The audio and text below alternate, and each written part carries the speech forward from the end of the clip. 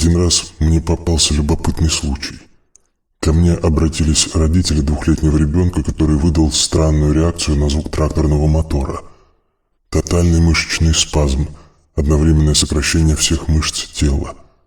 При этом подобного реагирования на другие звуки, включая автомобильные моторы, не было. Исследовав предыдущие воплощения личности ребенка, я обнаружил танкиста, сгоревшего в танке во время Второй мировой войны. И именно позу сожженного трупа принимало тело ребенка.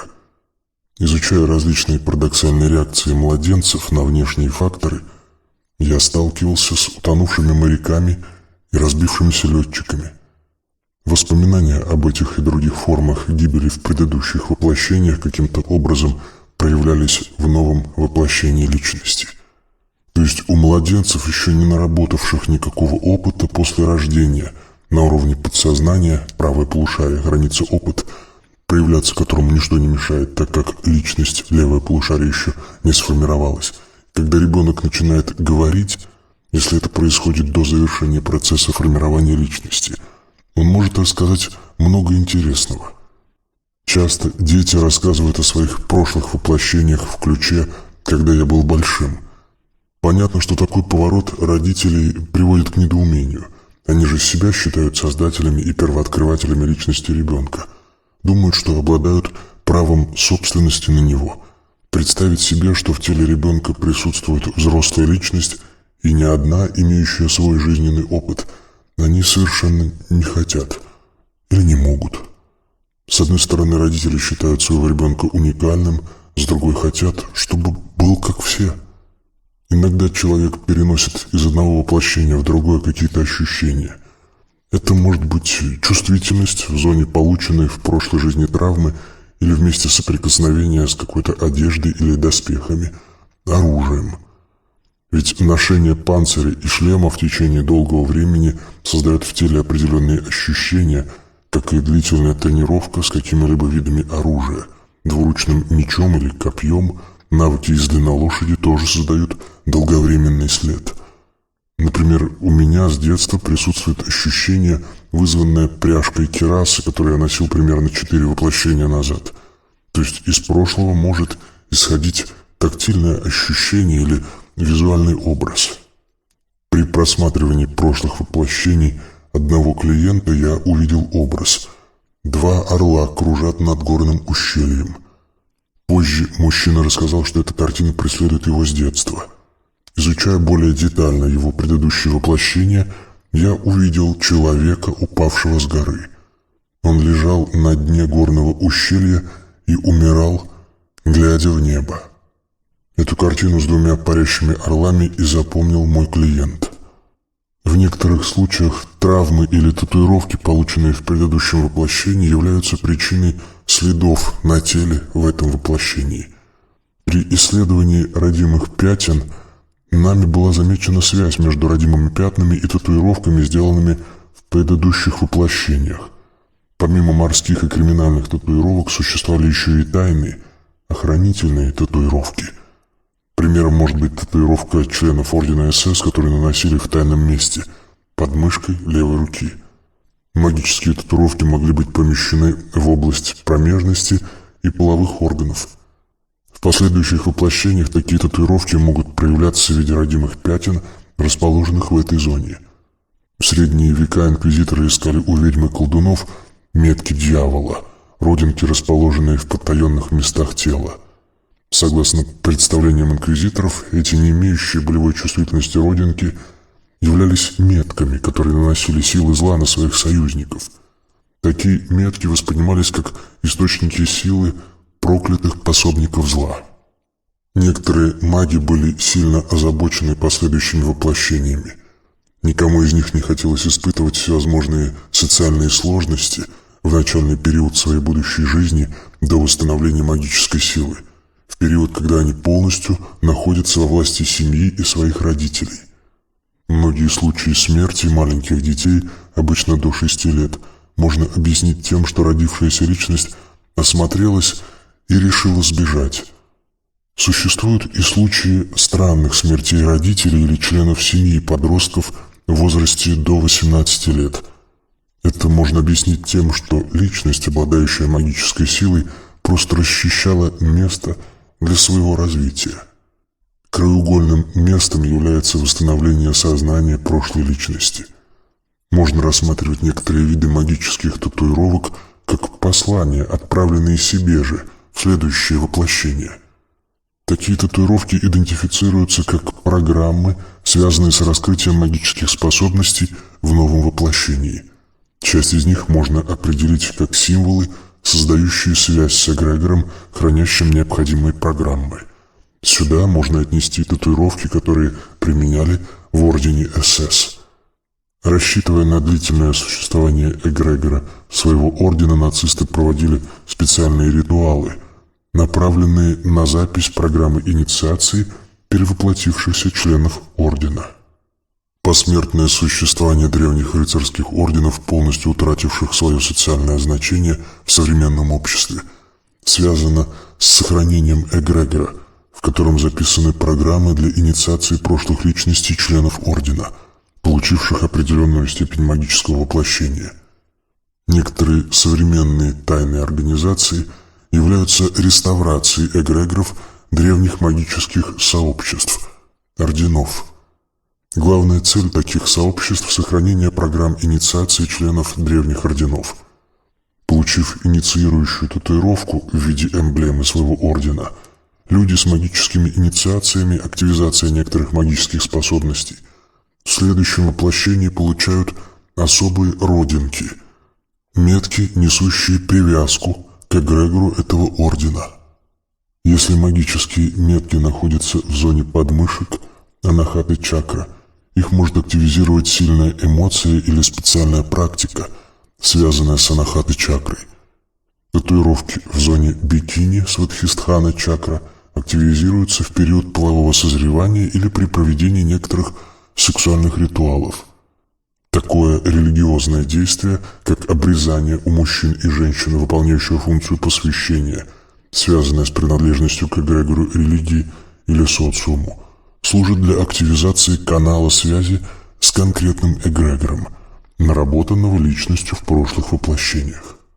Рассмотрим человека, который не принадлежал к данному эгрегору в прошлом и проходит через ритуал обрезания впервые в жизни. Выполняя определенные религиозные правила, участвуя в церемониях и других ритуалах, человек формирует канал связи с эгрегором. И в одном из последующих воплощений, пройдя через ритуал обрезания, он сразу восстановит наработанный ранее канал. Например, у коптов, египетских христиан, существует традиционная татуировка в виде крестика на запястье, зона анахаты чакры. Такая татуировка может создать в следующем воплощении метку, включающую канал связи с эгрегором христианства под действием сильной эмоции или специальной практики, активизирующей анахаты чакру. Известно, что в эгрегорах с практикой обрезания иногда рождаются обрезанные Богом дети, у которых подключение к эгрегору происходит в период полового созревания. Можно предположить, что в случае рождения такого ребенка в другом эгрегоре его обрезание также автоматически сработает в период полового созревания и создаст канал связи с прошлым эгрегором. То есть хранилищем программ является эгрегор, а магическая татуировка несет в себе только символы, создающие подключение к нему. Если рассмотреть современные татуировки, станет очевидно, что они содержат в себе много символов, связанных с разными эгрегорами. Если бы все они работали как точки подключения, то ментальные тела людей разорвало бы на части. К счастью, магическую татуировку может создать только маг, посвященный в данную традицию.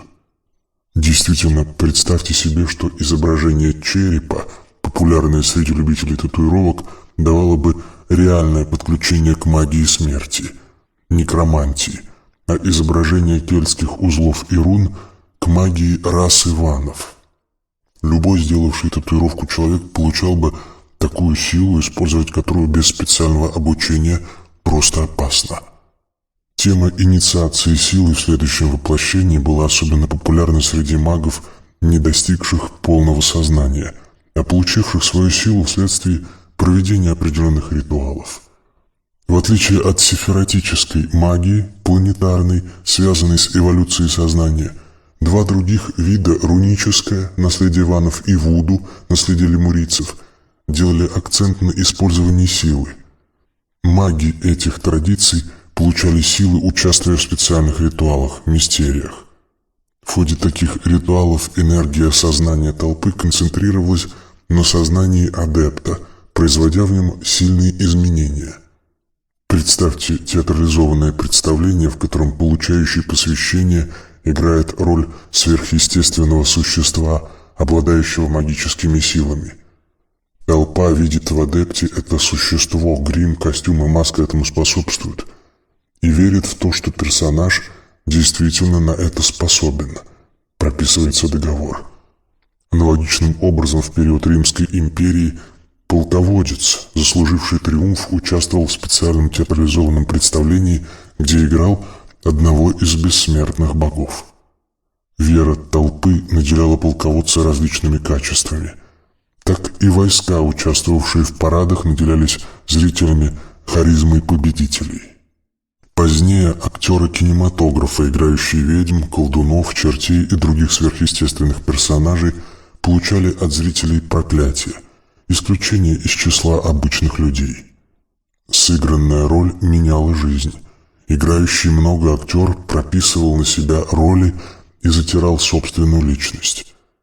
В японской мифологии присутствует сверхъестественное существо Нопарапон, не имеющее лица и способное принимать разные облики. В итоге актер становился подобием Нопарапона. В Тибете существует ритуальное костюмированное действие «Мистерия Цам». Играющие в ней адепты входят в образ сверхъестественных существ, обладающих магическими способностями. За счет энергии сознания зрителей эти качества прописываются на адептов. Аналогичным образом действует на участников карнавал. Маска и роль влияют на свойства личности. Карнавал можно рассматривать как мистическое действие, участники которого получают нечто ценное. Отсюда и происходит влияние самодеятельных, школьных и даже тюремных театров как способа прописывания на личность некоторых новых качеств. В магии различают два типа мистерий. Великие или большие мистерии связаны с прописыванием на адепта качеств больших или великих арканов Таро. Малые мистерии построены на базе малых арканов Таро и представляют собой театрализованные действия, связанные с прописыванием роли, маски на каждого адепта, играющего в мистической драме. В основе малых мистерий лежат сценарии известных мифов, специфических для данного народа. Можно сравнить малые мистерии в Индии, построенные на основе Рамаяны, с мистериями Цам в Тибете и связанными с событиями жизни Иисуса Христа, религиозными праздниками христиан. Рождественские мистерии христиан также построены по определенному принципу и связаны с образами носителей мистических сил – волхвами. Подношения волхвов обозначают передачу качеств от носителей ситх к Иисусу Христу, который с момента рождения проходит трансформацию от человека до Бога.